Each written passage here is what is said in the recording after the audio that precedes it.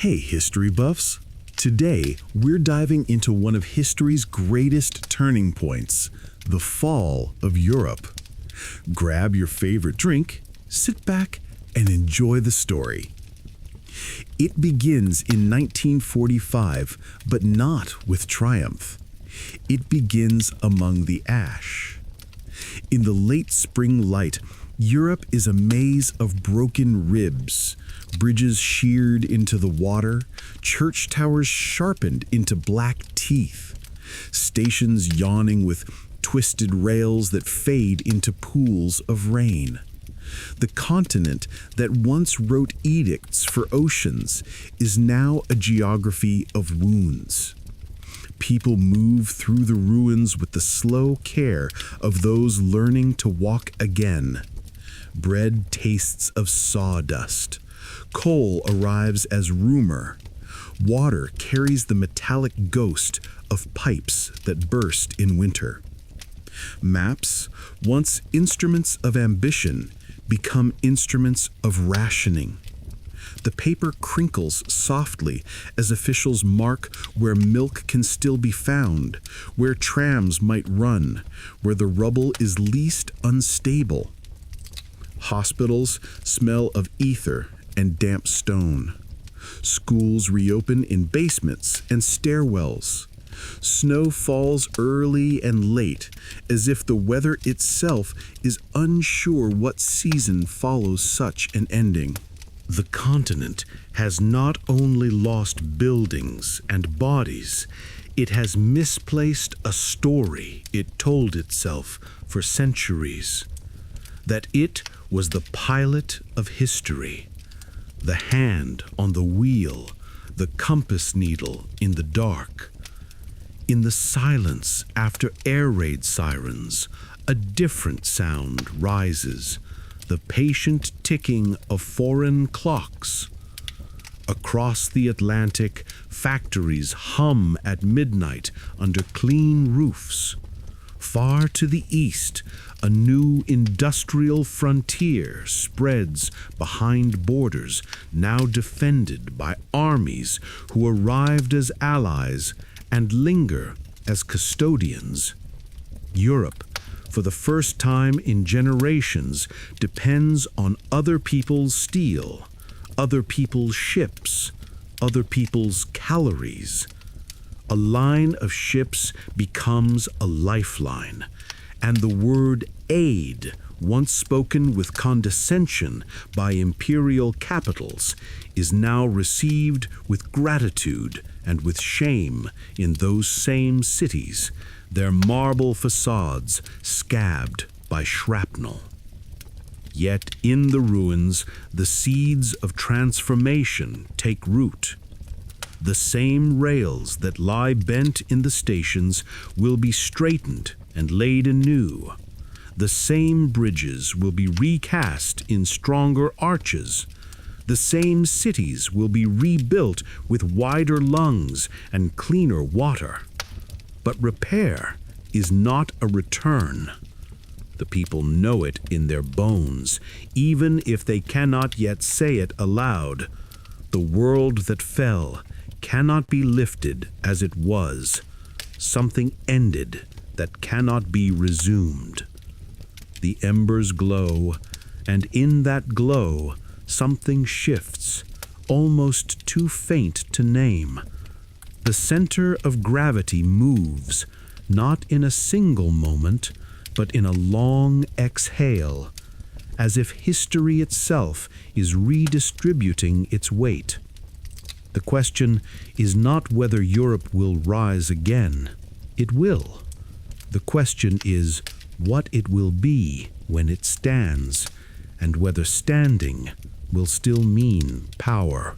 To grasp the depth of the fall, he must walk backward through time into the long shadow of the 19th century, when Europe's empires stretched like tides across other people's horizons.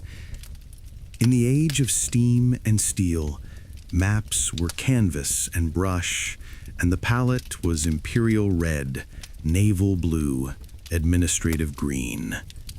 telegraph lines stitched continents like sutures, railways carved inland from the coasts, canals rerouted the logic of oceans, armies marched with the cadence of drills perfected on parade grounds, their uniforms bright, their doctrine confident, their flags certain. In capital cities, parliaments argued over tariffs and principles, but agreed on something deeper, that Europe was the measure against which others would be compared. A belief forged by ships and factories hardened into a habit of mind. Ambition drove imagination. Industrial progress, coal pulsing in the chests of locomotives, iron shouted into bridges, factories exhaling smoke like boundless lungs, promised more than prosperity. It suggested destiny. Nationalism, a young fire, burned in poems and newspapers, uniting dialects into languages, villages into nations, and nations into rivalries held together by song and memory. The more Europe progressed, the more certain it became that the world's future would be written in its alphabets, counting in its currencies, kneeling before or resisting its creeds. The logic felt elegant: produce more, build faster, command farther. But success can be a solvent. It dissolved doubt, and with it, prudence. The competitions that had once been provincial escalated on continental scales, and every medal minted by one state became a challenge to the others. By the century's end, the machinery of greatness hummed, but it hummed around moving parts that rubbed.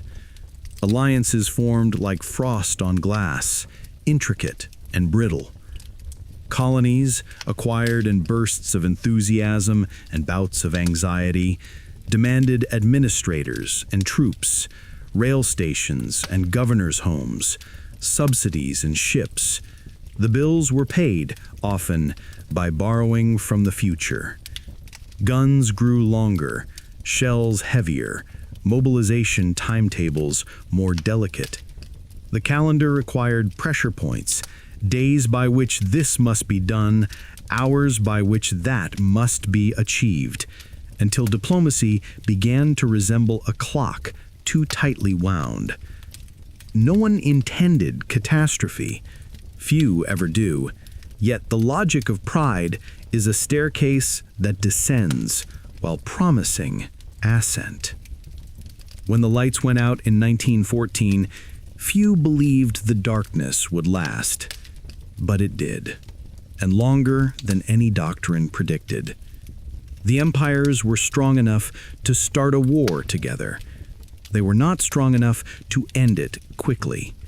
World War I erupted with the confidence of a short play and became an endless winter. Mobilization orders flowed along rails toward borders like water seeking the lowest ground. Soldiers in bright caps marched into photographs of harvest fields and never left them. The front lines hardened into trenches that stitched across the continent's waste, a crude imitation of the telegraph lines that had once promised connection. Mud became a country with its own laws. Boots dissolved, letters bled in the rain, and names of lost villages became coordinates, and coordinates became graves without stones. Soldiers learned a new grammar: barrages with beginnings and no obvious ends, gas with the cold taste of metal, silence so deep it made the heart impatient. This was the war industrialization had never imagined for itself. Factories that once produced locomotives and sewing machines learned to turn out shells by the million, rifles by the 100,000, and prosthetic limbs by the train car. The home front became a second battlefield. Bread queues lengthened. Women learned the intimate language of machine oil and shift whistles. Children knew ration cards by touch. The old virtues, courage, discipline, sacrifice, persisted, but their rewards shifted.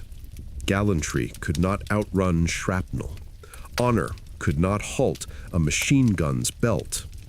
The monarchy's uniforms still had epaulets, but their thrones sat on floors that shook with every distant barrage. When the war finally loosened its grip, it left behind maps that looked familiar at a glance and alien upon inspection. Borders had wavered like heat shimmers and been redrawn with rulers, but what moved most was belief. Monarchies fell with the weight of exhausted applause. Empires that had seemed permanent dissolved into nations new to the world, uncertain of their neighbors and unsure of themselves. Treaties ended battles without ending arguments. Reparations were calculated with more precision than mercy. Debts stacked like firewood in the courtyards of central banks. Inflation crept through post offices and bakeries. Savings shrank in pockets and purses. The war did not merely damage economies, it cracked the frame through which people saw the future. A continent that had once thought of progress as arrow straight now saw it as a road that might be mined. Peace arrived, but it did not make a sound anyone could trust. The guns stopped. The trains did not. They carried men home in silence and carried bodies where there were no homes to return to. The speeches came and the parades, but under them ran a current, loss, measured in empty chairs and unopened shops, in eyes that stared too long at ordinary things. The old order did not collapse in a single crash. It went out in mud and in silence, a grinding away of confidence.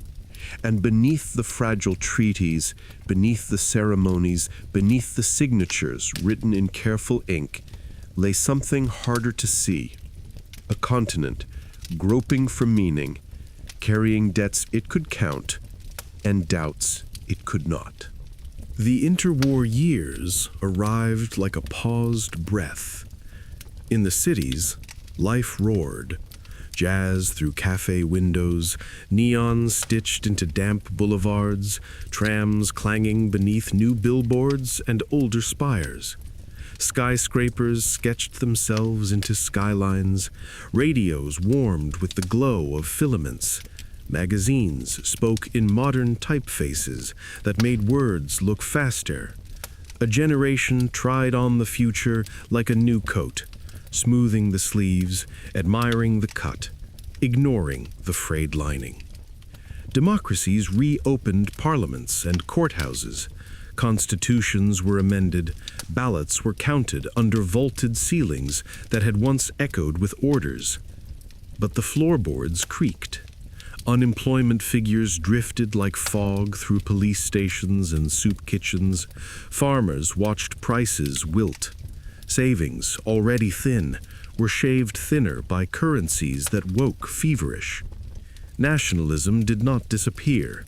It changed its tone, learned new rhythms, now martial, now wounded, now theatrical, now technical. Newspapers described the language of grievances.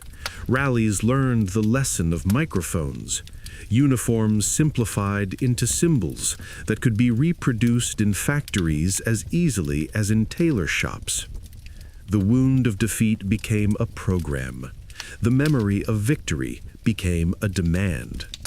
Old rivalries, only half disarmed, remained near to hand. New ideologies mapped the moral landscape into binaries: us and them, order and chaos, purity and betrayal. The fragile democracies tried to referee arguments that did not accept referees. Coalitions formed with the stability of frost. Cabinets fell with the frequency of rain. The global economy, which had seemed like a rising tide, revealed itself as weather. sudden storms, long droughts, and unpredictable gusts. The crash reverberated from trading floors into kitchens, from stock ledgers into cradles. Men who had learned to turn lathes returned to idle hands. Women who had measured their days by shifts measured them by cues. The crisis was not only in numbers, it was in nerves. Trust, the most delicate currency, depreciated. Under stress, states turned inward, then outward, searching for firm ground. Some found scapegoats. Some found plans. Many found both. It might have been otherwise. There were moments when cooperation flickered, committees that drafted sensible recommendations, bankers who recognized the common interest, treaties that reduced armaments and for a season made the world feel less tilted. Yet the center held only briefly. The deeper pattern was fragmentation and fatigue. Europe still bled, though the bandages had been replaced by slogans. The psychology of the continent was crowded, grief seated beside pride, fear next to bravado, a nostalgia for order facing a desire to begin again from zero. The fragile peace became less a settlement than a ceasefire with paperwork. It was not yet clear that a second storm had formed, but the air had that stillness people remember afterward. When the storm returned, it did not announce itself with a single thunderclap. It came as a series of tests, each passed by those who wished for time, and each read by others as proof that time could be taken. The invasion maps looked familiar to old generals, but the stakes had shifted. This was not merely a contest over lines and resources, it was a struggle over the shape of society, the hierarchy of ideas, the ownership of memory. The speed of machines lent speed to decisions. Tanks rolled with the certainty of the blueprints that had birthed them. Aircraft turned the sky into a ledger where entries were made in fire. Civilians, once spectators, were now participants whose homes were listed among targets. Under occupation and resistance, Europe learned new geographies, safe houses pinned to mental maps, forests that sheltered hope and fear in equal measure, rail junctions that determined destinies for those who never saw them. The war hollowed out the ordinary. Bread again became a ration, coffee a memory made from substitutes. People measured nights by the interval between sirens and impacts, by the distinctive timbre of engines overhead. Entire communities vanished into the machinery of genocide, a crime planned on paper and executed with a bureaucratic patience that turned cruelty into process. The war pulled every fiber, industrial, moral, political, until the continent felt threadbare. The fighting ended in fire from above and armor from the east and west. When the guns finally fell quiet, the silence was not relief alone. It was a diagnostic. Europe felt its own pulse and found it irregular. Factories stood as shells, roofs torn like envelopes, machines rusted where rain entered through the missing glass. Currency flickered like a candle in a draft. Borders had shifted again, but now they were patrolled not only by customs officers, but by victors with different blueprints of the future. The war had begun with states, it ended with systems. It made clear a truth that would take time to admit. The continent had been outgrown by the forces it unleashed. Power had moved from the capitals that once set clocks to other capitals that set terms. The war in ending did not resolve the question of Europe's role. It made it unavoidable. The answer would not be found in the old vocabulary. It would be found in reconstruction, in contracts, in careful compromise, things less grand than flags, but more reliable than pride. And even as people salvaged bricks from the rubble, two distant engines warmed, each promising protection and each calculating influence.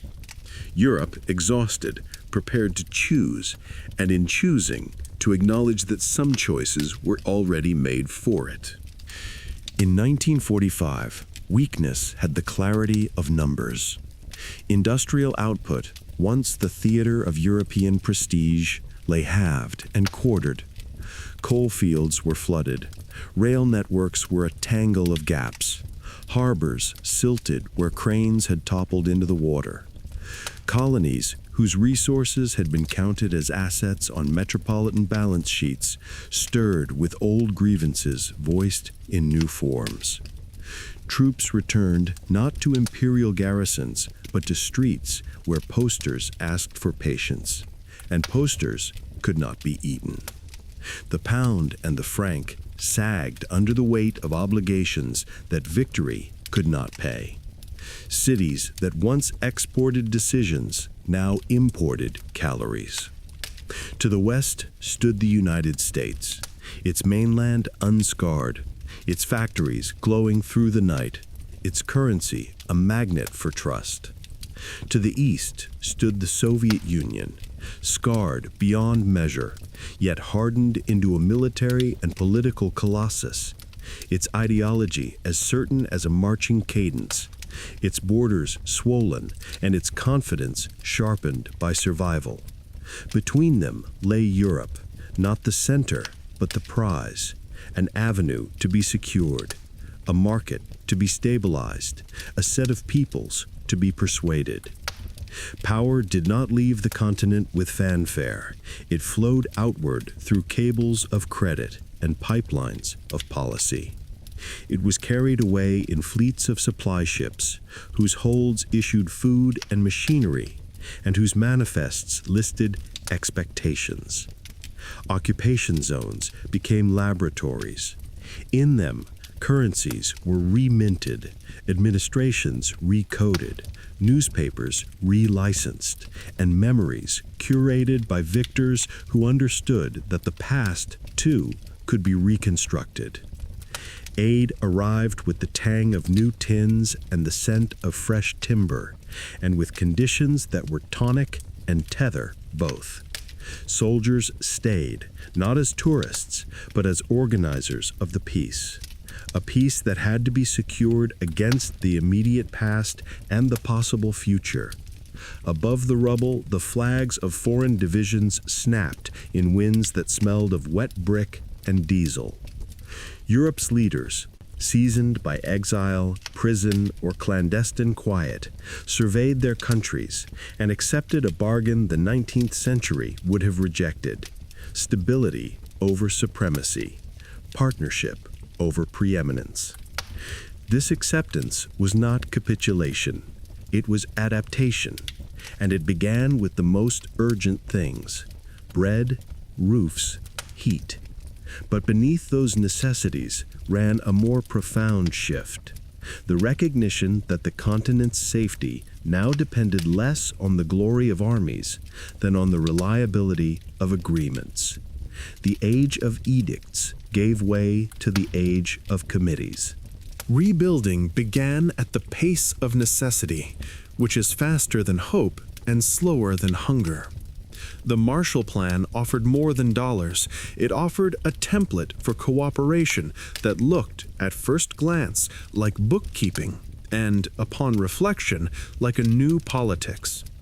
Ministries that had once argued over tariffs now argued over quotas of flour, shipments of steel, allocations of transformers. Engineers became statesmen by other means. The relief ships became routine, their gray hulls a moving horizon, their cranes lifting entire seasons out of their holds, wheat for winter, cotton for spring, seed corn for autumn, machine parts for the factories that would knit the year together again. From cooperation on purchases came cooperation on production. Coal and steel, the raw vowels of war and the consonants of peace, were pooled in institutional arrangements that sounded modest and revealed themselves as revolutionary. Pooling meant planning. Planning meant trust. Trust meant meetings that lasted longer than speeches. Europe learned to translate rivalry into regulation. Where once armies had contested valleys, now committees apportioned tonnage. The process sounded dull. It was anything but. The dullness was a shield under which old enemies practiced a different art, sharing sovereignty in measured increments, learning the muscle memory of interdependence. NATO, a name compact enough to fit on a cufflink, embodied another lesson. Security could be outsourced without being abandoned if the terms were clear and the commitments credible. The presence of American divisions on European soil was both reassurance and reminder. It said, "We are here because you cannot do this alone."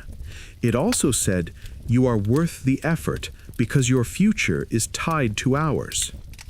The alliance was a bridge, and on bridges one sees the currents one cannot command. It kept the peace by making aggression costly and consensus valuable. It made the continent less about garrisons and more about guarantees. None of this brought back the empires. In fact, it did the opposite. The habit of shared decision-making in Europe made the habit of unilateral command elsewhere feel anachronistic. A century that had sent gunboats now sent negotiators, and negotiators cannot rule forever over people who wish to speak for themselves. The logic that joined Brussels to Paris and Bonn whispered other possibilities in Accra, Hanoi, Algiers. The center held at home by allowing the periphery to leave. The psychology of decline is quieter than its caricature. It is not panic, but recalibration. Europe traded power for peace in transactions so gradual that only retrospection reveals their scale. Budgets, once tilted toward ships and regiments, leaned toward schools and health. Fortresses became museums. Barracks became housing. Parade grounds became parks. The clang of steel did not disappear. It moved into car plants and turbines, into the steady rhythm of export economies that translated engineering into prosperity. The pride of conquest softened into the pride of standards, of safety codes and consumer protections, of trains that kept time and streets that kept promises. Diplomacy replaced dominance. Committees flowered like careful architecture. Councils, commissions, courts, parliaments. Acronyms multiplied, each representing an agreement to argue in rooms rather than in fields. Bureaucracy is easy to mock, and often deserved it. Yet within its procedures lay a hard-won wisdom. Decisions made slowly are decisions less likely to explode. Memory, too, acquired institutions. Memorials rose not to glorify battles, but to understand catastrophes. History curricula, once triumphal marches, learned to include ellipses and footnotes. The continent became skilled at self-critique without self-abandonment, a discipline that looks like melancholy and functions like restraint. Culture persisted with a subtler force. Books traveled farther than brigades. Films crossed borders with fewer passports. Philosophy debated questions that armies could never settle. Universities became export industries of the mind. Tourists wandered cobblestones that had once rattled under cavalry. Art restored the power to move without moving others by force. This influence did not show on balance sheets. It showed in the way strangers quoted lines written in languages not their own. in the way city squares became stages where the world came to watch itself. The loss of restlessness had a cost. Energies that once built canals across continents now argued late into nights about regulations and budgets. The continent aged, as people do, trading appetite for steadiness. Yet within the quiet was a new kind of confidence, the belief that not repeating disaster is itself an achievement. It is difficult to measure the magnitude of wars that did not happen.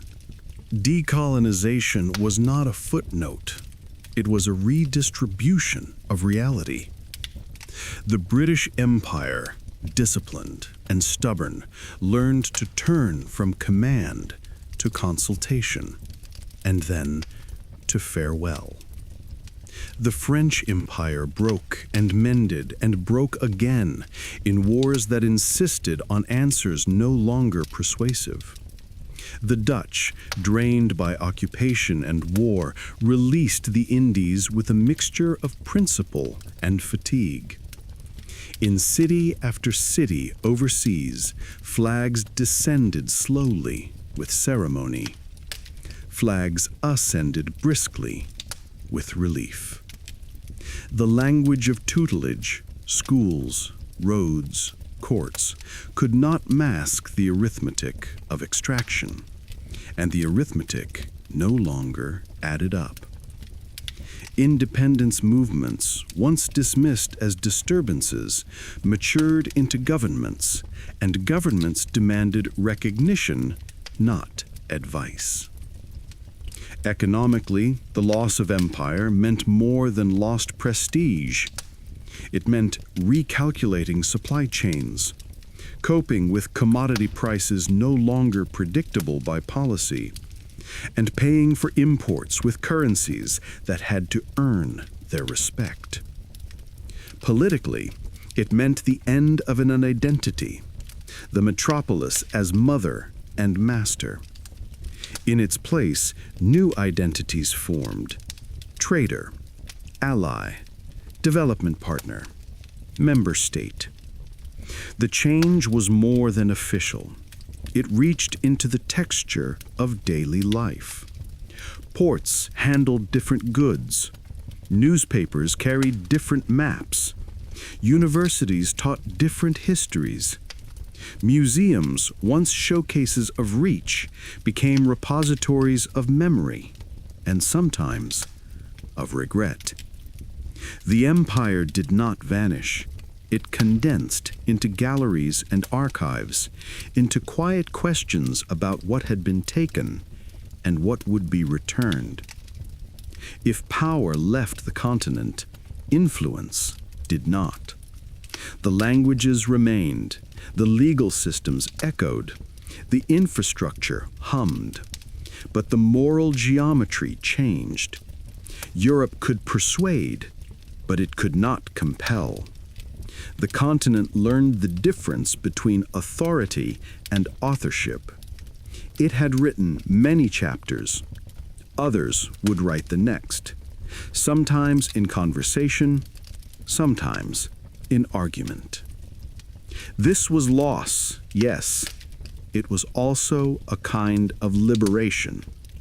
A politics that no longer sought to rule the world could focus on the more intricate ambition of ruling itself well. Integration deepened, and with it, the habit of seeing sovereignty as divisible rather than absolute. Customs posts fell like dominoes. Borders thinned, then became lines remembered by older drivers. A common market turned into a common language of policy. Currencies that had long told separate stories learned to speak in a single voice. This voice made mistakes and learned from them with the stubborn patience of institutions that could not afford to be clever. Crises arrived like tides, monetary, political, migratory, and Europe weathered them by refining the unglamorous arts: compromise, revision, endurance. NATO remained, its purpose evolving from shield to scaffold. The Soviet Union, once the eastern pillar of Europe's predicament, dissolved into new states, whose trajectories pooled attention and care. The end of that long confrontation did not return Europe to the center of the world. It returned the world to Europe in new forms. Global markets that tested industries, digital technologies that ignored borders, security challenges that slipped past armies and knocked at police stations and servers. The continent responded with tools it had taught itself: laws, frameworks, cooperation. Power now was the ability to set standards and to convene coalitions, to make rules that others adopted because they worked. But even as horizons widened, a certain shyness remained. The memory of the 20th century sat in meeting rooms like an elder relative who did not speak often, but whose presence affected every vote. Ambition was allowed, but only if it wore a tie of caution. Grand projects were designed with exits. Commitments came with review clauses. The result was resilience that looked like hesitance, and sometimes was. The price of peace is that it trains you to prefer the probable to the bold. The dividend is that children grow up with the ordinary miracle of boredom. As the new century advanced, Europe found itself both everywhere and nowhere. Its companies designed machines and medicines used on every continent. Its museums housed the shared patrimony of civilizations. Its legal norms shaped the arguments of activists and executives alike. Yet its armies were small by design, and its strategic reach measured more in flights and conferences than in fleets. The continent had chosen a different kind of survival, and with it a different grammar of influence. It spoke softly because it had learned that volume is not the same as strength. At home, societies grew more intricate. Immigration layered languages on street markets. Demography drained villages into universities and cities.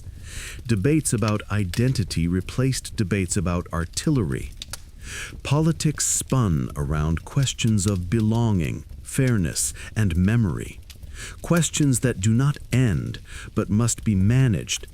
Europe's strength became its capacity to host these arguments without letting them break the house. This is not a banner that rallies. It is a habit that preserves. The global center of gravity continued its long migration.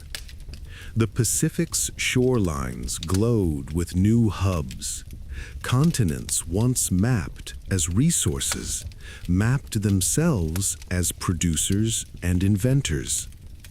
Europe watched, invested, partnered, regulated. It did not command. That is a loss if command is the measure. It is a gain if peace is. The trade-off is imperfect and therefore human. People still worry. Economies still shudder. Politics still fray. Yet across the continent, the ordinary day, work, school, transit, leisure, became the country worth defending. And the defense took the form of laws more often than of lines on a map. This self-understanding did not erase nostalgia. In quiet rooms, maps of empires still hang, their colors faded into pastels, their borders antique and impossible.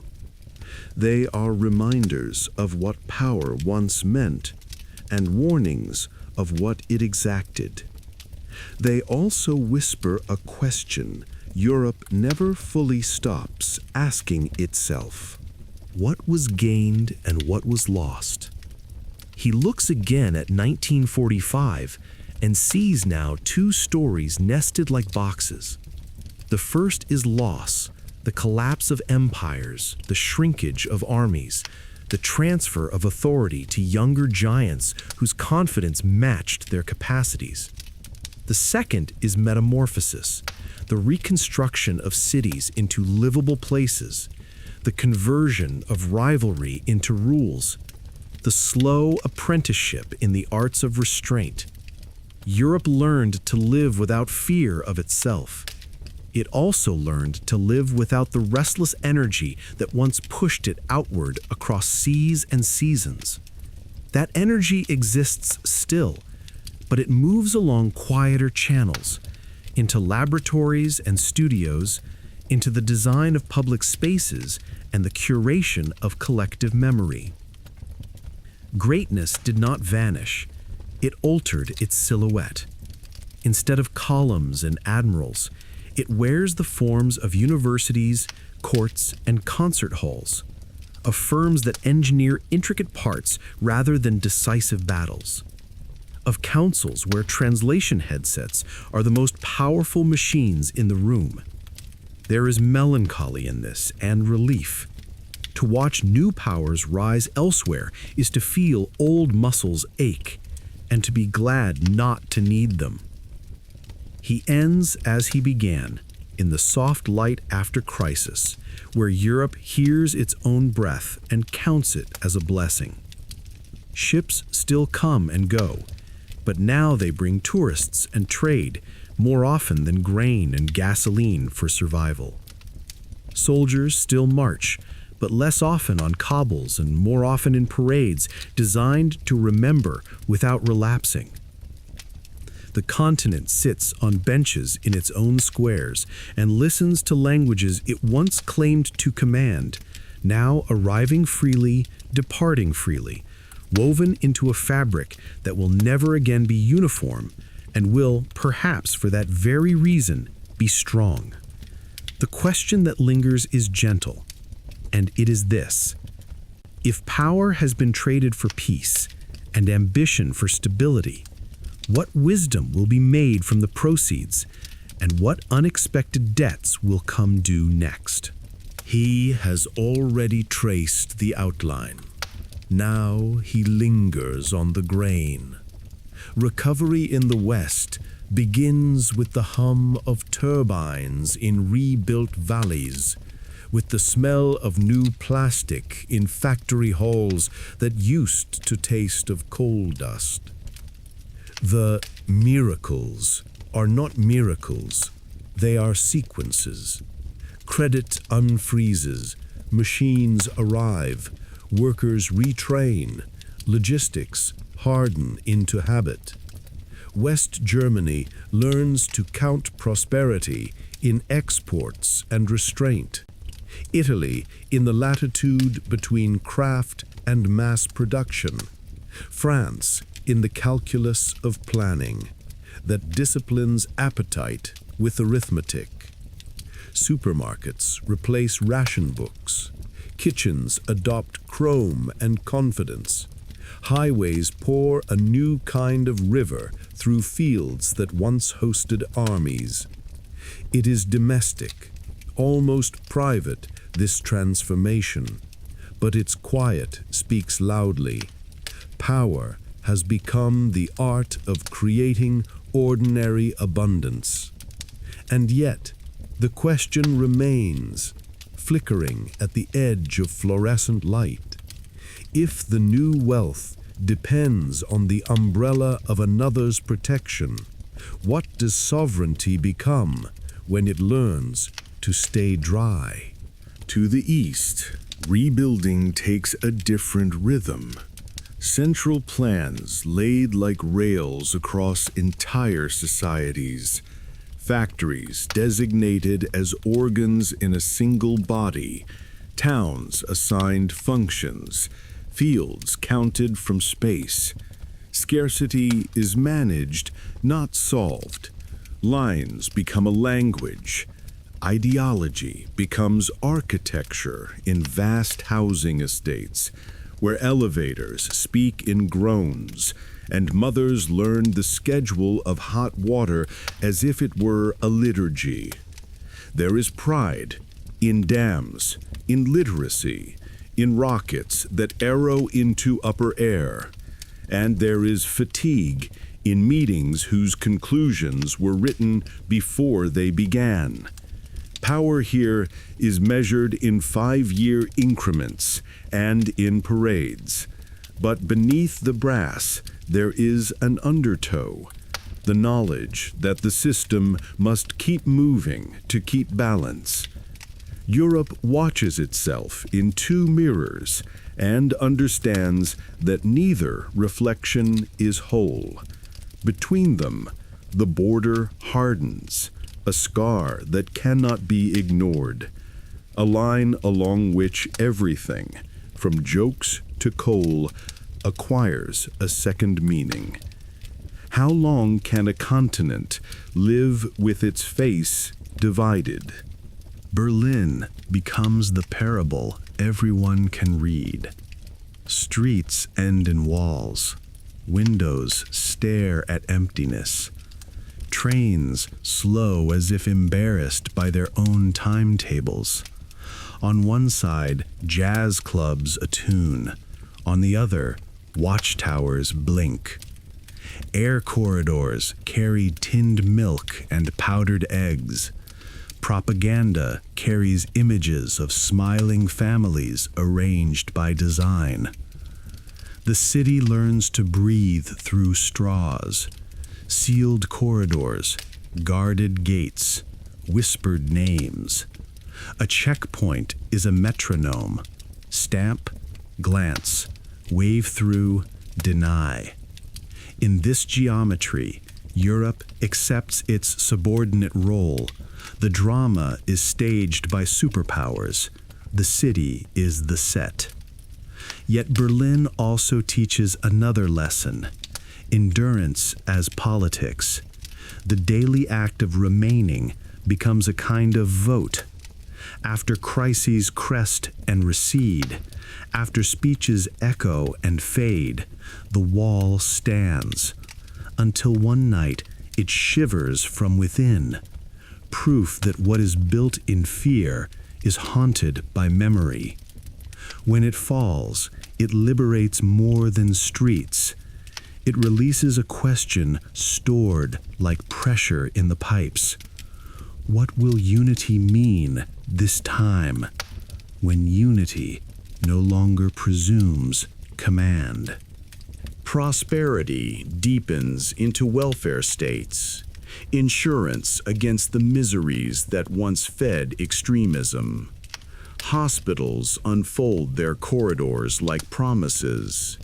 Pensions sketch safety into futures that used to be storms. Schools correct the luck of birth with books and buses. This is power too, but without trumpet or terrace. It resides in clinic schedules and patient ledgers, in tax codes that distribute burdens and harvest consent. The continent's pride shifts from the parade to the waiting room, where everyone waits the same. But every architecture has stress points. Oil shocks darken street lamps. Lines form at petrol stations. Factories that never slept learn the taste of silence. The word globalization enters public speech like a tide chart, and deindustrialization follows the current, leaving behind warehouses that echo and men who carry their skills like obsolete currencies. Europe learns another compromise, It keeps its social contract by negotiating with the world beyond its borders. What does it mean when the integrity of the inside depends on the turbulence of the outside? Memory matures into institution. Stones remember what voices forget. Monuments teach children to read dates as if they were weather warnings. Archives consent to light. Syllabuses widen their lens. The work is tender and relentless, to honor without embalming, to warn without preaching. In courtrooms, new jurisprudence turns suffering into law, making never again less a lament than a framework. This moral project is not ornament, it is structure. It disciplines rhetoric, tethers policy, and sometimes slows ambition until it becomes prudence. But memory also competes with immediacy. Economic cycles demand speed. Emergencies demand exception. Europe navigates with two compasses, one fixed on the past's reefs, one on the present's storms. Steering between them becomes a craft that can be learned and also lost. Who keeps the hands steady when the magnets pull in different directions? The treaties thicken. From coal and steel to common market, from single act to Maastricht, the prose grows longer as the wars grow more distant. Provisions outline how to share, when to dissent, how to bind and unbind. A currency unifies pockets and disrupts habits, translating a dozen monetary tempers into one face and one rate. Integration becomes a lived sensation, the ease of a borderless drive, the strangeness of a common coin, the paperwork that vanishes, the paperwork that appears. It is a federation by staircase, each step argued, each landing tested by contingency. Enlargement turns the old frontier into an avenue. Post-communist states enter with suitcases of hopes and apartments of repairs. The Union's center of gravity shifts eastward by degrees, and the scale complicates its grace. Can a polity this deliberate remain nimble when history accelerates without warning? The Balkans, bleeding at Europe's edge, remind the continent how thin the veneer can be. Cities burn within reach of holiday beaches. Neighbors become sieges. Television brings famine and sniper fire into living rooms used to discussing zoning laws. Peacekeepers arrive with mandates that fit poorly in the rain. Diplomats draft accords whose lines are fragile as glass. Airplanes strike to prevent what was once prevented only by occupation. The lesson is brutal and familiar. Order does not perpetuate itself. The institutions Europe built for integration learned to improvise crisis response, and a grammar designed for markets speaks awkwardly about massacres. The continent looks into a mirror that shows its younger face and chooses, imperfectly, to hold it at a distance. But how many distances can a community maintain before its edges define it more than its center? A new millennium arrives with confidence and with tests it did not rehearse. Towers fall far away and laws tighten nearby. Trains explode in a capital, and cameras bloom in stations. Liberty and security are weighed on scales that squeak. A financial system sells the future to the present and is caught when the bill arrives. Banks, which once looked like temples, learn the humility of recapitalization. Austerity becomes a domestic word for an international mistake. Streets fill with protest that speaks in numbers and in drums. Unemployment becomes a statistic with faces. The euro proves both shield and straitjacket, protecting some, constraining others, forcing a conversation about solidarity that is old and raw. In these years, Europe faces a paradox it knows well. The tools that bind can chafe. Will the desire to remain together exceed the temptation to simplify apart? Waves of people reach Europe's shores, fleeing wars, seeking wages, carrying languages and diplomas and babies and histories that do not fit into forms. Borders, once proud of their invisibility, reappear as fences and as arguments. Some towns greet with blankets and tea, others with slogans on walls, most with a mix of decency and fear. Institutions adjust slowly as they do, learning to count beds and teachers, interpreters, and trauma.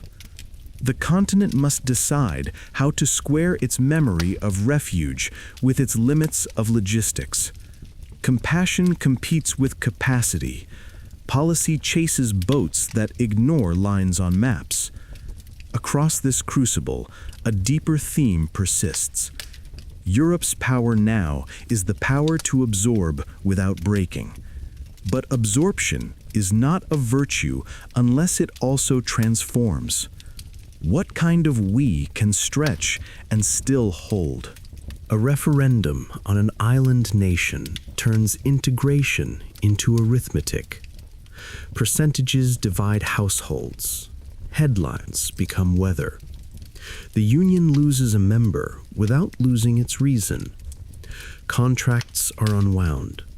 Borders redraw themselves within terminals.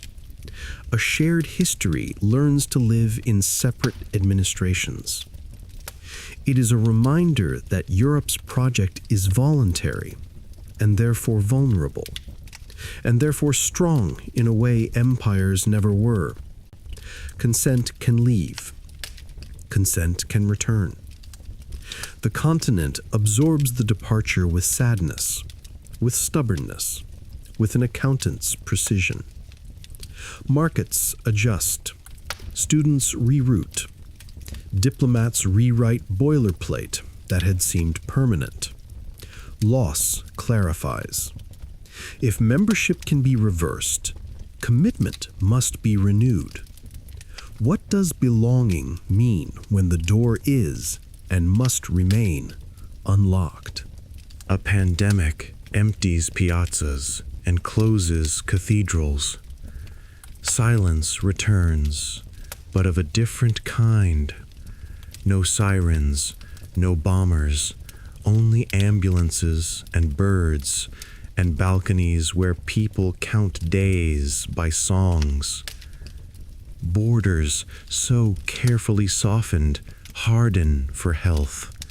Supply chains, once invisible, become the subject of evening news.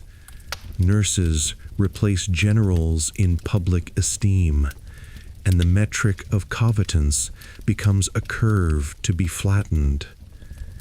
The Union improvises solidarity with funds and vaccines, tests the tensile strength of its promises, and discovers that mutual aid can be financed as well as felt. The experience is sobering and instructive. Fragility is universal. Interdependence is not a theory. Resilience can be budgeted. When the streets refill, they carry a residue of caution and a recognition that the grand bargain of post-war Europe still holds. We survive together, or we do not survive well.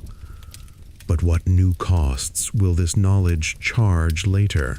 War sparks again at the continent's edge, and artillery thuds through the insulation of routine. Refugees move west in columns of cars. Energy prices become moral questions. Sanctions replace invasions as the language of retaliation.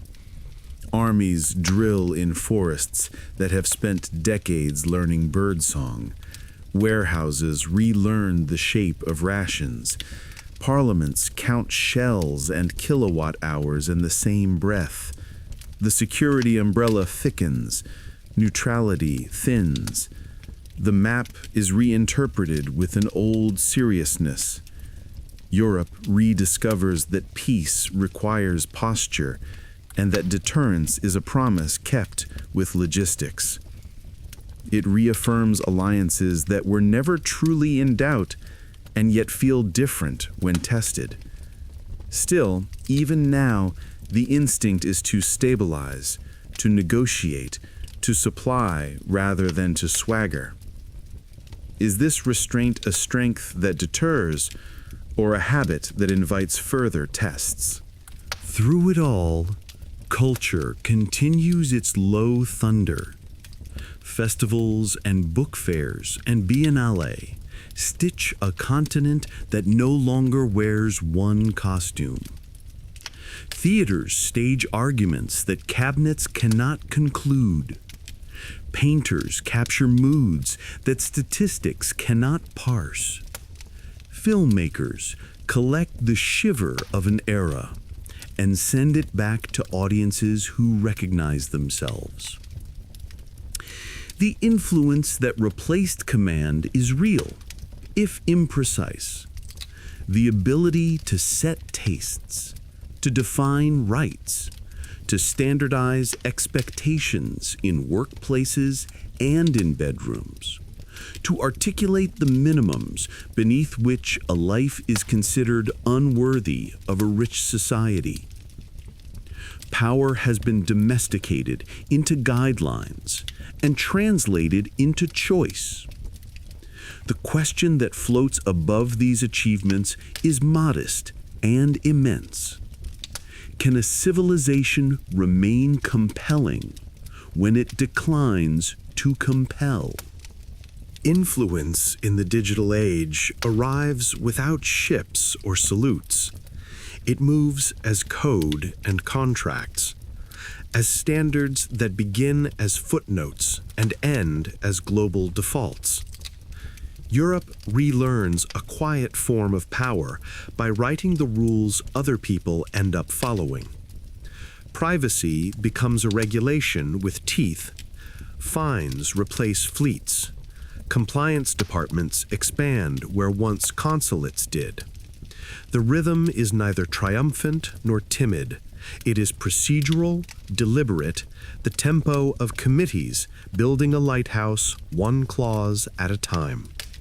Platforms grumble, then adapt. Engineers rewrite features to fit definitions drafted in rooms with translation headsets and carafes of water. This is the new imperial reach, not territory, but templates, not garrisons, but guidance. It feels abstract until it reaches a phone screen, a consent box, a right to be forgotten that turns into a button someone can actually press. Meanwhile, the continent turns toward the long emergency of climate, squinting into a century whose weather refuses to behave. Rivers shrink to necklaces of ponds. Then months later, they climb stairs and enter kitchens. Vineyards migrate by altitude as if they were flocks. Forests recover and then ignite. Glaciers release their slow grammar of melt into valleys that had forgotten the accent. Policy integrates what the sky insists upon.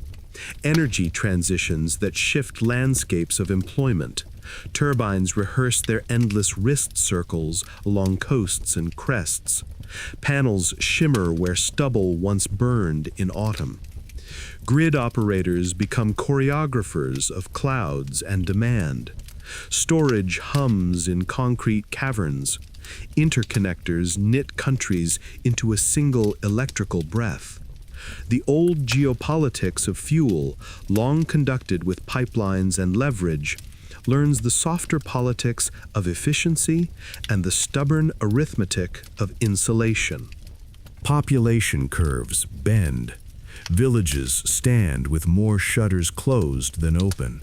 Schools consolidate. Local trains stop at platforms where grass grows between sleepers. Cities absorb the drift, layering their languages and kitchens. The social contract thickens around care. Childcare to draw futures forward. Elder care to honor the past without being overwhelmed by it. Budgets speak this demographic truth before politicians do.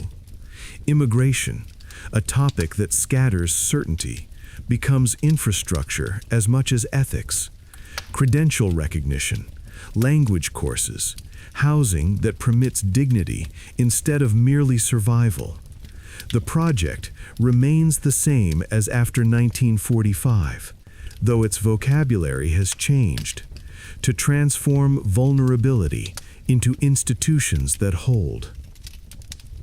Through it all runs a modest pride, easily misunderstood for fatigue. The continent keeps its agreements, even when they annoy. It prefers repair to reinvention. It prizes the long run and accepts the tedium required to reach it. Critics call this drift, but drift does not build standards that others adopt, nor grids that balance winters, nor courts that strangers appeal to when their own fail. The wager, unchanged since the ruins, is that stability can be generative, that boredom can be a blessing, that power can be something most visible when absent, an expectation that trains arrive, that contracts mean, that neighbors disagree within rules they would rather not test. The unanswered question accumulates like mist at dawn. Can this invisible architecture carry the shocks still forming beyond the horizon? Or will the next wave ask for a kind of strength Europe no longer keeps close at hand? Energy becomes the quiet drum beneath Europe's days, a pulse that seems mechanical until the weather leans against it and reveals it as lifeblood. After decades of pipelines humming like buried instruments, the score is rewritten in wind maps and capacity auctions. Ports once devoted to crude sprout terminals for gases cooled to pale breath. Regasifiers squat like patient kettles beside seas that remember sail. Warehouses learn the weight of batteries stacked by the thousand. Substations collect the low thunder of transformers cultured to sip and surge. Villages debate the angle of roofs turned toward the sun, aesthetics colliding with arithmetic on council agendas where every kilowatt hour is a moral. In winter, thermostats become civic questions. In summer, grids tense like bowstrings and flicker with the choreography of demand response. Steelworks dim, chillers pause, homes donate silence in exchange for credit that smells faintly of future thrift. Interconnectors underground and undersea braid national weather into continental balance, a web of copper and intention that runs from glaciers to dunes. Markets talk in 15-minute intervals. Curtailment becomes a verb with consequences. Steel mills trial hydrogen as if rehearsing a new vowel. Cement plants capture the ghosts that rise from kilns and bottle them with experimental faith. Shipyards sketch hulls for fuels the eye cannot see. Engineers debate the virtues of ammonia the way earlier ages argued cavalry versus cannon. Policy moves in increments because infrastructure moves in decades. Permits travel slower than ideas, and yet the work advances, scaffolding a different century. Each season adds another stanza to the same refrain. Resilience is not a speech, it is a network. Beneath that refrain, a tremor persists, hard to localize and harder to ignore. How much redundancy can a frugal continent afford, and what is the price of discovering the answer only when the lights, briefly, go out? Agriculture, long treated as heritage, evolves into a laboratory that smells of damp earth and code. Fields that once followed ancestral instinct now consult satellites. Tractors steer by constellation, carving straight lines that would impress surveyors from any century. Soil speaks to sensors buried like seeds. Moisture graphs appear on phones sticky with sap. Drones sketch irrigation arcs with insect patience over orchards that sip rather than gulp. The old calendar, plow, sow, pray, harvest, accepts edits written by a warming climate whose punctuation arrives as hail in June and dust in November. Insurance underwrites clouds. Cooperatives pool risk the way fishermen once pooled nets. Seed catalogs read like contingency plans. Hedgerows return as infrastructure for birds and for beneficial insects. Wetlands are re-wet with deliberate care, their sponges rehydrated against the fires that taste of peat and history. Policy steers with subsidies and rules that tangle like vines, tugging farms toward biodiversity and away from poisons that once felt like medicine. Farmers, custodians of stubborn memory, measure new mandates against barns thick with the smell of straw, against markets where gossip is currency, against funerals that recall a family's century of weather. Europe's countryside becomes an index of compromises. Yield against landscape, price against pride, efficiency against endurance. Large operations learn to think like factories without forgetting the animal that watches their boots. Small holdings pivot to cheeses named for hills and to holidays rented to families who need to remember silence. The question rustles with every wind through barley and every drone photo of parched riverbeds. Can the taste of a place survive when its physics are shifting? Or will nostalgia be the last harvest that truly thrives, bottled and sold as a memory of rain? Industry adapts with the stubborn grace that once made recovery miraculous. Foundries modernize into whispering halls where robots trace arcs of sparks like restrained fireworks, and where ventilation tames heat until it feels like weather in late August rather than the mouth of a furnace. Logistics hubs pulse at night, barcode constellations mapping the movement of need. Gantries glide with the patience of cranes on a winter shoreline. The old giants, automotive, aerospace, precision machinery, study their own shadows and redraft them as lighter frames and quieter motors, alloys that remember forces and forget weight. 1,000 medium firms, hidden in valleys and suburbs, perfect their mastery of the small, a gasket that refuses fatigue, a hinge that tolerates salt, a pigment that keeps its color after years of sun, a sensor that notices the difference between vibration and warning. Their parts travel farther than flags once did, stitched into planes, turbines, instruments that carry other people's ambitions. Supply chains stretched by shock, shorten like tendons after injury, seeking a middle distance between vulnerability and cost. Warehouses, once fetishized for emptiness, become museums of prudence. Dual sourcing loses its reputation for waste. In boardrooms, strategy becomes the art of counting dependencies and erasing a few each quarter. Engineers learn to speak procurement, and financiers learn to pronounce metallurgy. The hum beneath it all is a disciplined anxiety. Is marginal excellence enough when the world now rewards scale, speed, and audacity? The follow-up thought is less often voiced. In a century that punishes fragility, is the craft of reliability the quietest form of power Europe still knows how to wield?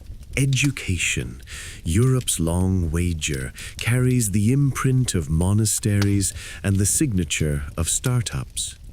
Universities balance guild and platform, parchment and platform again, their portals worn by centuries of footsteps, and their servers cooled by rivers that once turned mills.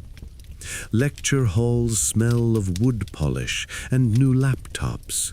Laboratories breathe ozone and coffee. Libraries pulse as quiet lungs for many cities at once.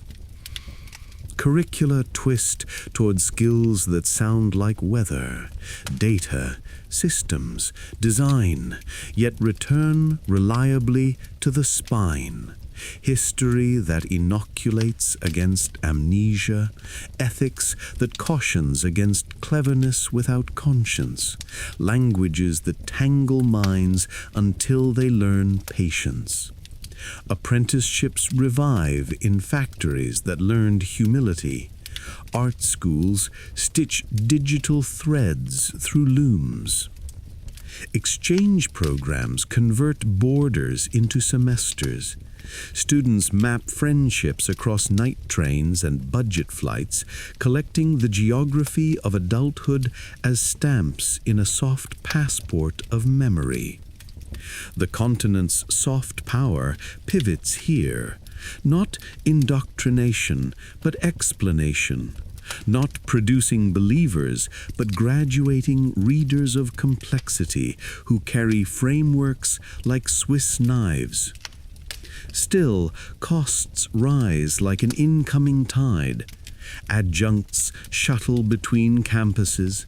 Precarity gnaws at young confidence. Research becomes a race where grants are oxygen and bureaucracy the thin air at altitude. The promise of education remains radiant. Mobility, curiosity, the right to begin again. But ladders sometimes move just out of reach, while debt keeps pace with hope. What kind of adulthood can Europe promise the generations it trains so carefully if the escalator pauses mid-flight? And what institutional imagination will restart it before impatience hardens into cynicism? Cities continue their metamorphosis from citadels to ecosystems, from walls to membranes. Trams glide on beds of grass. Bike lanes braid through districts that once bowed to cars. Pavements are dappled by trees whose crowns will outlive the buses whose schedules they shade.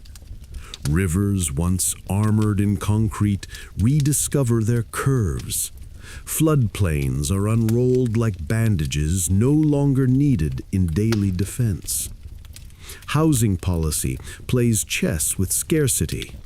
Architects sketch timber towers that smell faintly of forests and offer carbon to the future as architecture.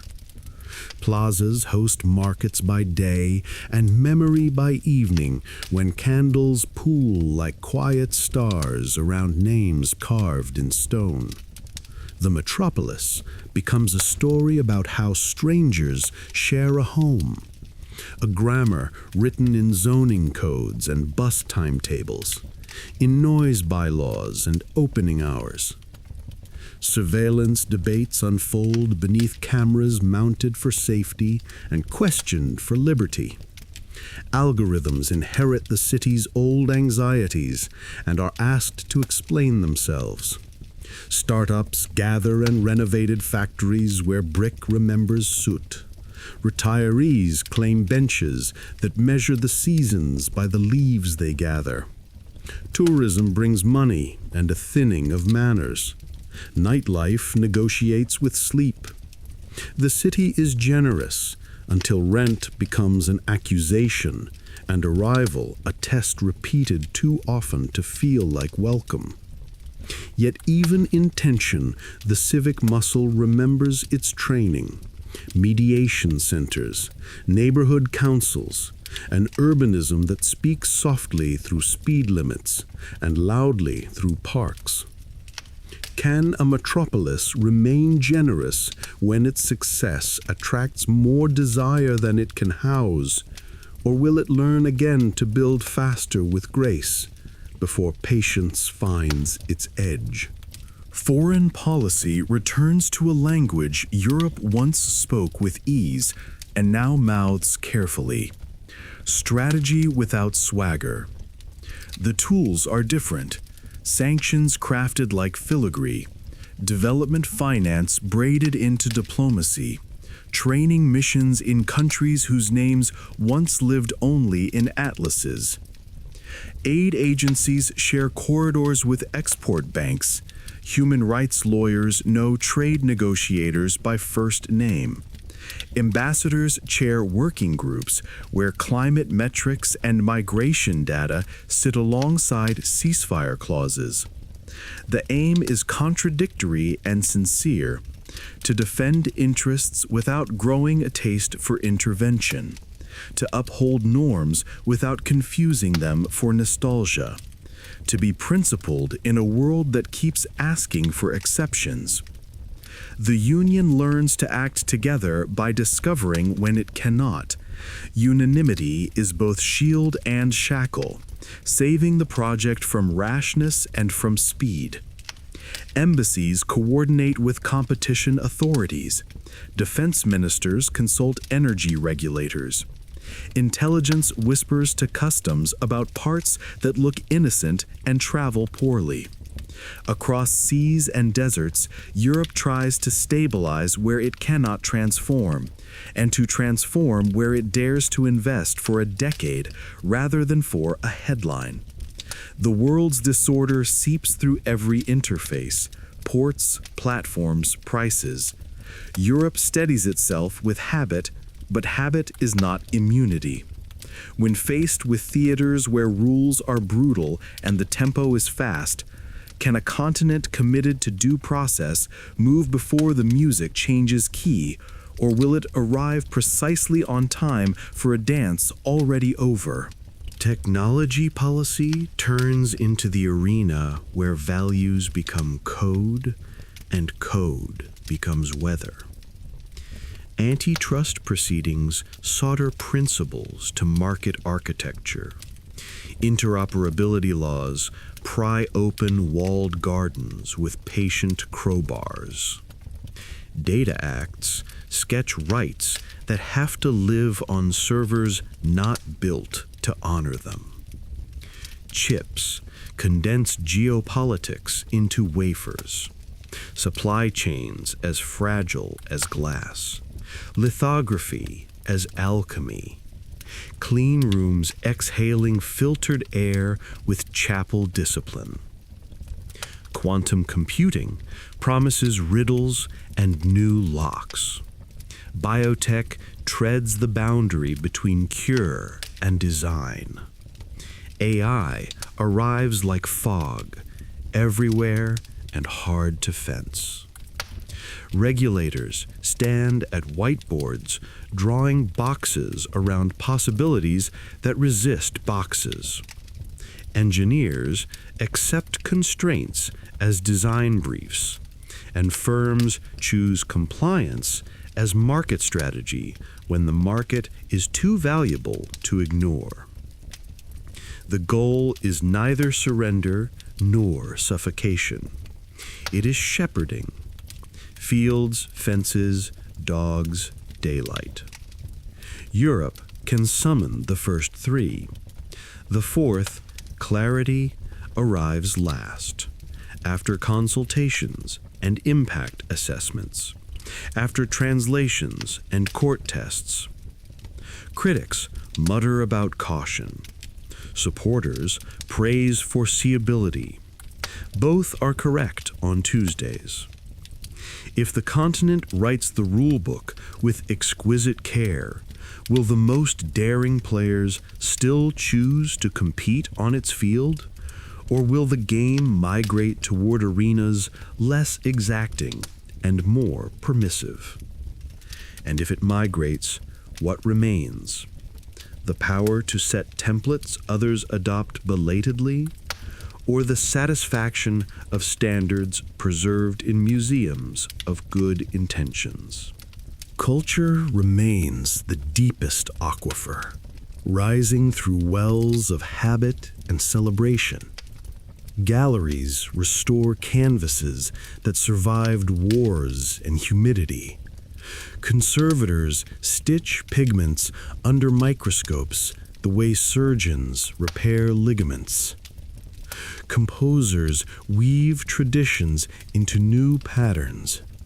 Choreographers teach bodies to remember folk steps without turning them into fossils. Fiction climbs the stairs of translation and looks out on unfamiliar roofs. Poetry smuggles private weather across borders without paperwork. Festivals turn small towns into temporary capitals where strangers nod in shared wonder, eating tomatoes that taste of August and debates that taste of old arguments freshly washed.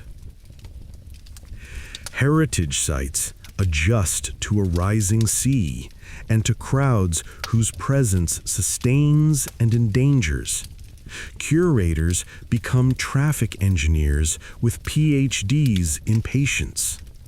The continent exports sensibilities, the leisurely meal as a philosophy, the public square as a right, the idea that leisure is not absence, but a presence opulent with time. Yet, culture also becomes a battleground where identity flexes and fears. Statues debated, syllabi contested, grants argued line by line under the fluorescence of committee rooms. The work is to widen without dissolving, to honor without embalming, to disagree without delegitimizing.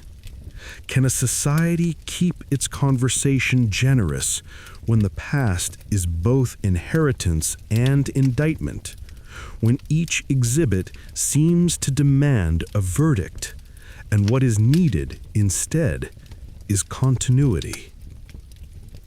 Law.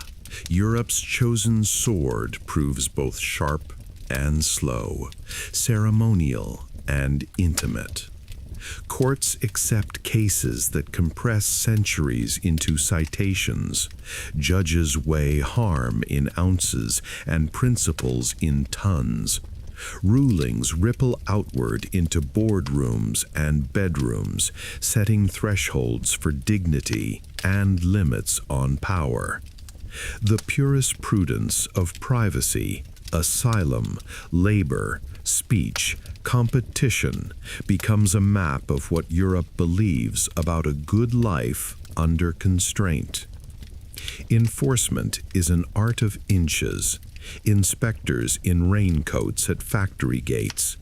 Auditors parsing spreadsheets that want to be trusted. Regulators building patience into deterrence.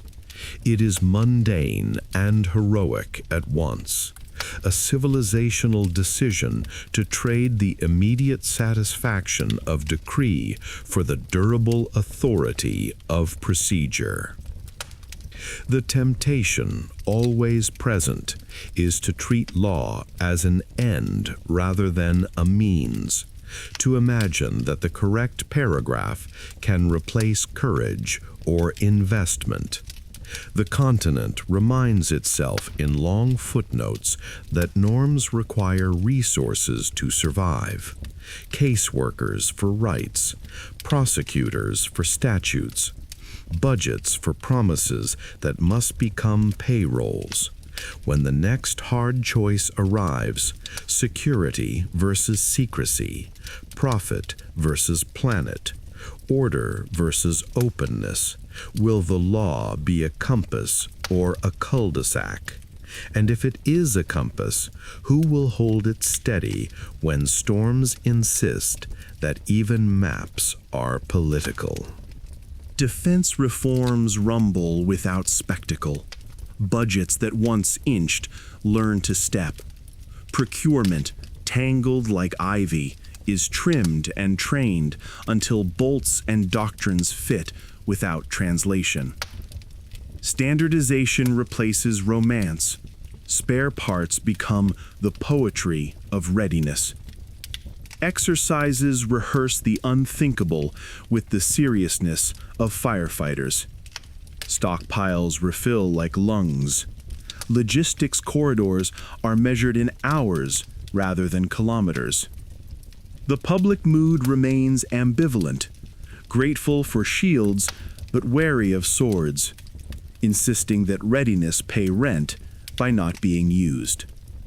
Military professionals learn to speak softly in the grammar of deterrence, promising boredom through credibility. Alliances anchor posture. Geography dictates humility. The doctrine is pragmatic. Make aggression expensive, escalation unlikely, miscalculation rare. New domains join old. Cyber ranges hum beside artillery parks. Satellites blink like patient sentries. Resilience drills test water plants and clinics. In the quiet of depots and command posts, a question whispers through fluorescent hum. How to prepare for storms without calling them down, and whether a house that advertises its locks also advertises what it fears to lose. Demography continues its arithmetic, precise and implacable. Birth rates hover below replacement, even when subsidies wink encouragement. Centenarians become less surprising. Pensions spread like blankets that must be knit as they are used. Robots help lift patients. Rural clinics beam specialists through glass. Cities organize care as infrastructure, not charity, mapping loneliness like a utility to be remedied. Political coalitions redraw themselves around age as much as class. The word future acquires the timbre of obligation, less slogan than schedule. Schools teach coding and civics. Employers relearn the value of apprentices and of 60-year-old beginners. Immigration recurs as solvent and acid, healing shortages, etching anxieties. Integration is daily work done by teachers, foremen, nurses, neighbors.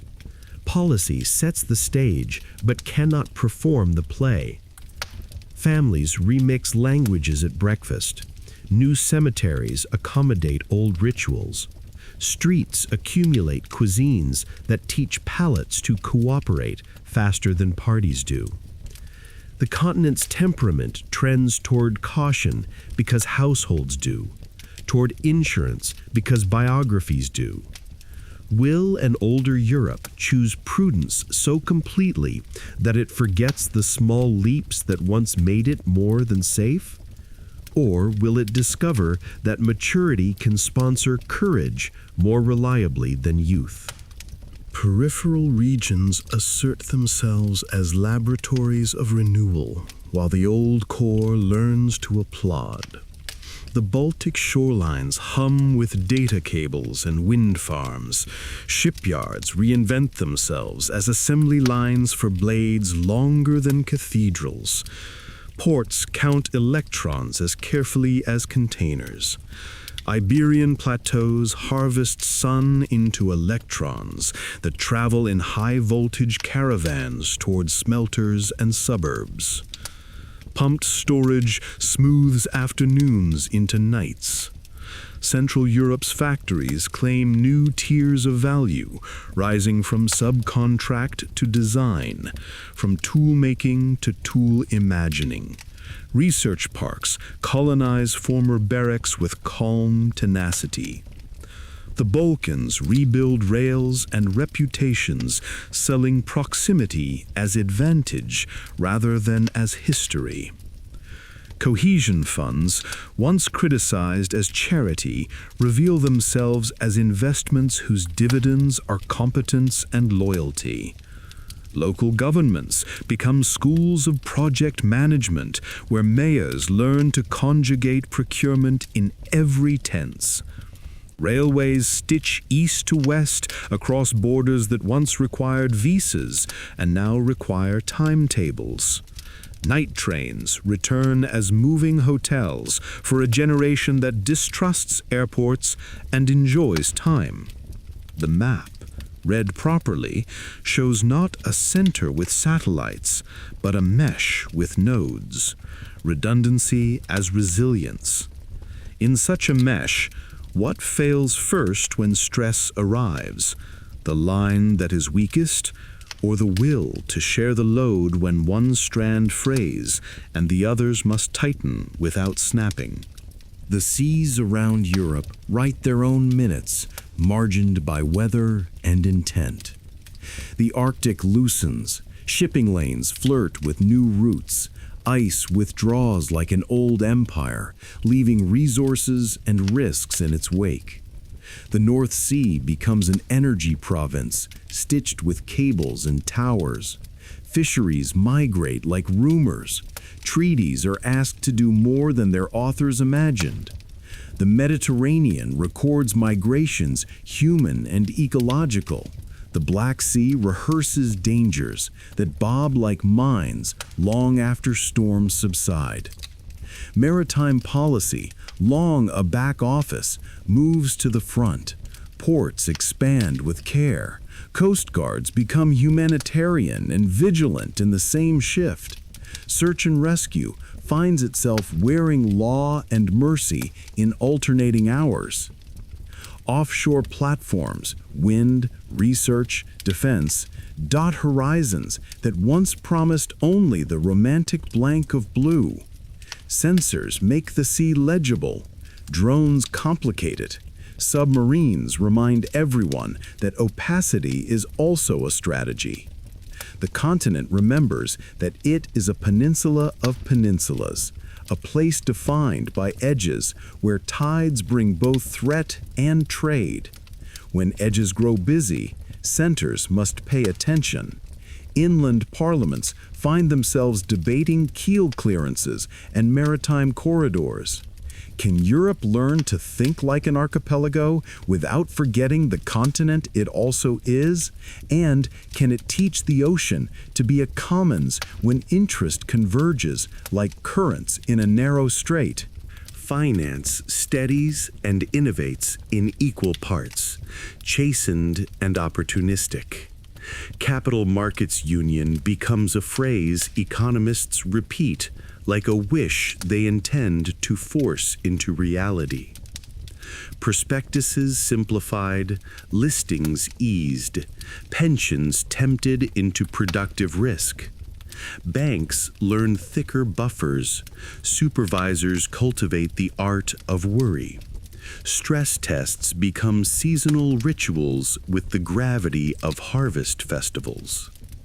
Green taxonomies nudge money toward futures that do not poison their own premise. Transition plans translate virtue into CapEx. Venture ecosystems mature cautiously, preferring patient capital to casino lights. Family firms that once mistrusted dilution discover partners who bring networks as dowry. The euro, scarred and seasoned, offers predictability at the cost of autonomy and accepts the trade as a form of adulthood. Joint borrowing, once unthinkable, becomes a tool stored behind glass that says break in emergency and is occasionally, carefully cracked. Sovereign debt, once a weapon, then a wound, turns into scaffolding for shared projects. Stabilization funds remember the pandemic as precedent and defense as necessity. Still, temptation lingers to delay reform until rates rise, to mistake calm for equilibrium, to assume models tuned to the last surprise will greet the next with equal grace. What happens when the next wave ignores the levees carefully built from spreadsheets? Media fragments and multiplies like light through glass. Public broadcasters carry the conscience of towns that still set clocks by evening news read in measured vowels. Platforms siphon attention into private cul-de-sacs decorated with certainty. Influencers remix politics into mood boards and merchandise. Disinformation campaigns arrive like spam storms. Truth is not destroyed, but diluted. Outrage becomes a renewable resource with weak storage capacity. Europe responds with literacy programs and transparency rules, with funding that keeps some journalism stubbornly boring and therefore invaluable, with regulators who ask algorithms to explain their appetites. The aim is not unanimity, but a shared set of facts upon which to disagree with dignity. The risk is fatigue. Vigilance against falsehood can feel like bailing a boat with a thimble. The temptation to censor arrives dressed as care. Newsrooms adapt to analytics without worshiping them. Readers learn to subscribe as a civic act. Courts arbitrate the borders between speech and harm with the patience of gardeners. If the continent's power is persuasion, can it survive when persuasion's channels clog with noise? Or will it build new forums whose slowness is their strength and whose credibility is their currency? Religion, long presumed a diminishing echo, persists as presence and as question. Cathedrals host tourists and quiet prayers. Candle smoke braids with camera straps. Organs speak on Sundays to congregations that include the skeptical and the devout. Mosques and temples grow where migration planted seeds. Festivals thread streets with colors that municipal budgets now anticipate. Secularism remains the wallpaper of many rooms, but not all. Court cases trace the borders between symbols and the state with care, sharpened by precedent and empathy. The debates over blasphemy and dress, schooling and ritual, scratch lines that map onto histories older than the states that arbitrate them. Europe prefers procedural solutions, equal treatment, reasonable accommodation, the modest heroism of coexistence, the belief that proximity tames fear. It works often enough to be defended, not often enough to be assumed. Clergy meet social workers. Theologians meet ethicists. The public square insists. It is large enough for silence and proclamation. The continent's pluralism is not an achievement to archive. It is a garden to weed, sometimes delicately, sometimes decisively. In drought and in flood, will tolerance be watered by habit, or must it always be irrigated by attention that tires just when it is most needed?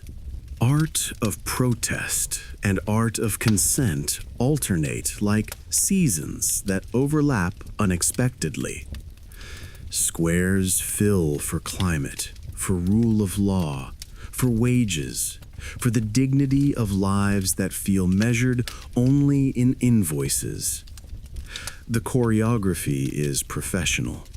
Permits, marshals, medics, a geometry of kettling that everyone pretends is new each time. The state meets citizens in ritualized friction, and more often than not, retreats a step to keep the dance going. The police learn to absorb insult without converting it into injury. Organizers learn to count victory in inches rather than ascents to balconies. This, too, is a legacy of decline transformed into wisdom. Legitimacy as negotiation, not property deed. Yet, fringes harden when economies strain. Slogans sharpen into edges. Online fury seeks offline theater. Populists gather the sediment of disappointment and pour it into molds that promise shape without scaffolding. Counter-movements answer with statistics and patience. The test repeats. Can a plural majority outlast a fervent minority without copying its certainties? And can institutions remain permeable enough to hear without becoming porous enough to leak their authority? Science proceeds with calm audacity through corridors that smell of ethanol and ambition. Laboratories knit into networks that run from Lisbon to Lviv. Particle accelerators listen to whispers from matter and translate them into footnotes that humble philosophers. Biologists sketch cures and ethics at the same desk. Climate scientists convert atmospheres into policy-ready sentences, calibrated to be alarming and useful. Funding cycles, like tides, expose and cover new ground. Victories are incremental until they relabel a disease from fatal to chronic, or turn an assumption into a museum piece. The public's trust rises and dips with scandal and miracle, with vaccines and recalls, with papers that are later retracted and technologies that arrive sooner than comfort. Europe's bet, open science, rigorous oversight, the slow courage to publish negative results still feels elegant and fragile. It depends on attention spans that politics rarely grants and on collaboration that geopolitics occasionally punishes. When the next discovery slices old certainties, will patience hold while the apparatus of meaning catches up? Or will fear insist on answers that injure the very curiosity that delivered the question? Tourism returns after interruptions with its paradox of preservation through use. Cities ration access to fragile quarters. Trails require bookings. Museums schedule oxygen for paintings and oxygen for visitors. Coastlines fence dunes that once looked infinite. Visitors bring revenue, stress, curiosity, and the intimate democracy of looking. Nothing is truly foreign when feet remember it. The continent's identity, once written in conquest, now prints itself on postcards and museum tickets, on rail passes and recipes carried home in phones heavy with photos. This gentler economy has hazards: seasonal inequality, cultural dilution, the quiet resentment of locals priced out of their own myths. Policies stitch patches, taxes here, limits there, education everywhere. Tourism boards sell slowness as luxury. Residents reclaim winter as a season of belonging. The question remains stubborn: can a place remain itself when it is also everyone's temporary home? And can affection be harvested without exhausting the soil it grows in? Throughout, the bedrock remains the same post-war vow: never again, and not just to war, but to the conditions that make it likely: humiliation, hunger, the foreclosure of hope. Budgets, even when tight, honor this oath with quiet priorities. School lunches that disguise equality as routine. Unemployment insurance that buys time instead of obedience. Legal aid that turns rights into verbs. Public transit at hours when profit sleeps but nurses travel. This is statecraft as housekeeping, power as maintenance, virtue as schedule. It wins no parades and prevents many funerals. Cynicism nips at its ankles. Impatience punches above its weight. Talk radio calls prudence cowardice. Spreadsheets tempt treasuries to trim the invisible first. Yet the dailiness builds into something stern and kind, a society that tries to keep its losers from becoming lost and measures success by the absence of avoidable despair. Is that enough ambition for a continent that once aimed for oceans? Or is the next act to show the world that decency, scaled and stubborn, can be a form of glory that does not need drums? Demography continues its arithmetic, precise and implacable. Birth rates hover below replacement, even when subsidies wink encouragement. Centenarians become less surprising. Pensions spread like blankets that must be knit as they are used. Robots help lift patients. Rural clinics beam specialists through glass. Cities organize care as infrastructure, not charity, mapping loneliness like a utility to be remedied. Political coalitions redraw themselves around age as much as class. The word future acquires the timbre of obligation, less slogan than schedule. Schools teach coding and civics. Employers relearn the value of apprentices and of 60-year-old beginners. Immigration recurs as solvent and acid, healing shortages, etching anxieties. Integration is daily work done by teachers, foremen, nurses, neighbors. Policy sets the stage but cannot perform the play. Families remix languages at breakfast.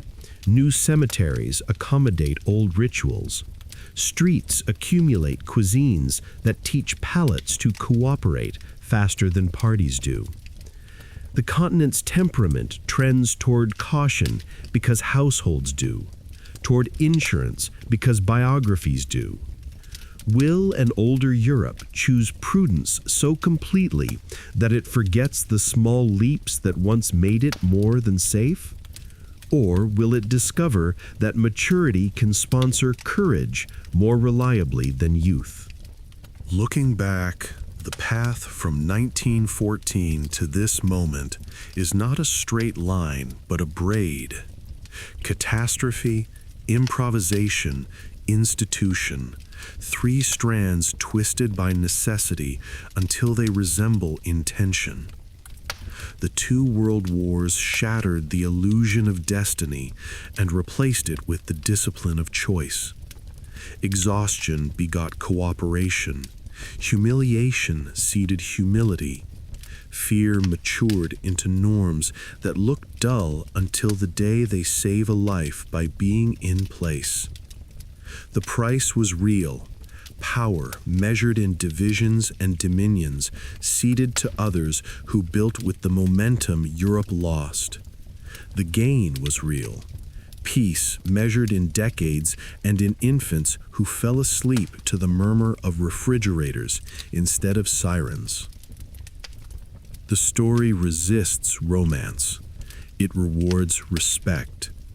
The continent that once wrote orders now drafts procedures. The flags that once planted claims now shade cues. Respectability is underrated until it fails. Boredom is despised until chaos returns. What would it take to make Europe abandon the respectable for the dramatic again? And would that be a correction of complacency or a relapse into the certainty that authored its darkest chapters? The seas around Europe write their own minutes, margined by weather and intent. The Arctic loosens, shipping lanes flirt with new routes, ice withdraws like an old empire, leaving resources and risks in its wake. The North Sea becomes an energy province, stitched with cables and towers. Fisheries migrate like rumors. Treaties are asked to do more than their authors imagined. The Mediterranean records migrations, human and ecological. The Black Sea rehearses dangers that bob like mines long after storms subside. Maritime policy, long a back office, moves to the front. Ports expand with care. Coast guards become humanitarian and vigilant in the same shift. Search and rescue finds itself wearing law and mercy in alternating hours. Offshore platforms, wind, research, defense, dot horizons that once promised only the romantic blank of blue. Sensors make the sea legible. Drones complicate it. Submarines remind everyone that opacity is also a strategy. The continent remembers that it is a peninsula of peninsulas, a place defined by edges where tides bring both threat and trade. When edges grow busy, centers must pay attention. Inland parliaments find themselves debating keel clearances and maritime corridors. Can Europe learn to think like an archipelago without forgetting the continent it also is? And can it teach the ocean to be a commons when interest converges like currents in a narrow strait? So the narration returns to where it began, the ruins of 1945, the dust that tasted of plaster and ash, the silence after a century's scream. From those foundations rose a Europe that chose survival over supremacy, procedure over passion, neighborhood over reach. Power did not vanish, it sublimated into law and habit, into the ethics of limits, into the stubborn craft of coexistence that makes room for difference without asking it to leave its name at the door. The center of global weight moved elsewhere. The continent learned to live well in its wake and to watch without resentment, like an elder who recognizes her features in younger faces and prefers their laughter to her own old victories. This is not defeat pretending to be wisdom. It is wisdom purchased at a price and careful not to spend itself in noise. The ships that once carried commands now carry students and standards. The soldiers who once carried empires now carry flags at funerals for mistakes not repeated. As the night deepens, he leaves a final gentle thought to settle like snow on roofs and rails. Greatness does not always end when the banners are folded. Sometimes it lowers its voice, steps off the stage, and becomes the patience that keeps a house standing when storms circle again. And if the winds return, as they will, what will Europe choose this time? A louder power that satisfies for a season, or the quieter strength that, across 3 generations, has taught it how to live?